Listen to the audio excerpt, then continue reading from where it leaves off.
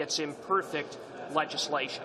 And so I'm hoping that the legislation can be improved with the passage of some simple amendments. The two areas of concern are, first of all, protections for the vulnerable, and secondly, the protection of conscience rights for health professionals and health institutions. In terms of safeguards for the vulnerable, right now there virtually are no protections in the legislation for persons with underlying mental health challenges.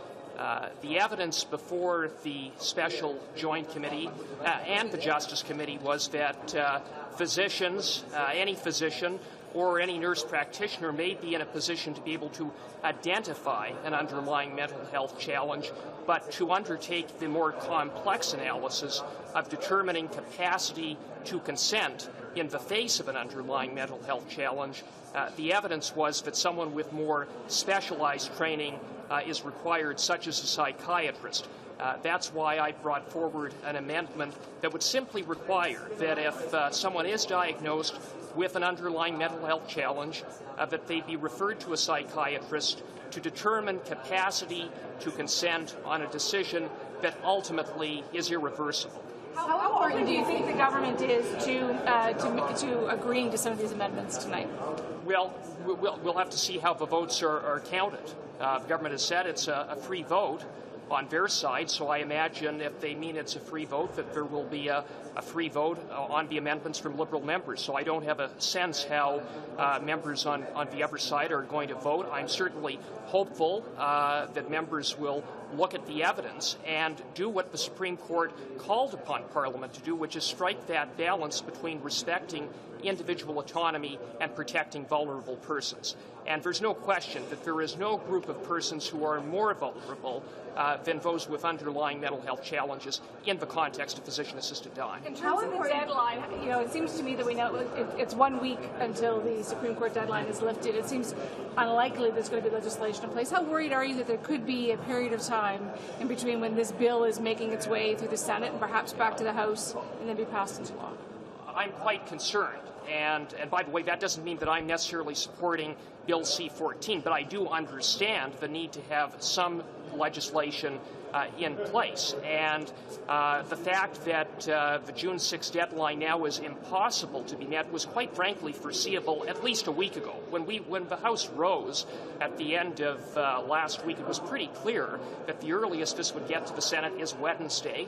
And, the following Monday is the expiration of the stay of the Declaration of Constitutional Invalidity.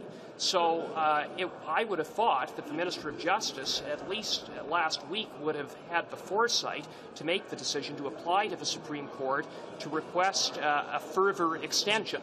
Not a 6-month extension, not a 4-month extension, but perhaps a 30-day or 6-week extension.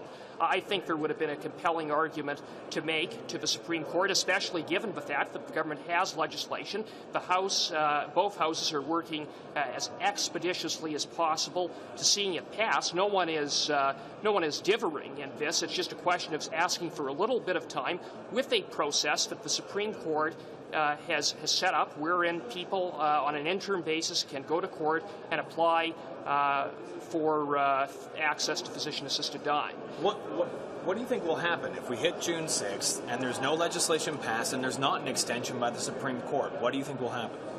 Well, one thing that is for sure is that there will be uncertainty. There will be uncertainty for physicians, there will be uncertainty for patients, and there will be no clear protections for the vulnerable. It's true that the provincial colleges are stepping up with their guidelines, but there are inconsistencies from province to province.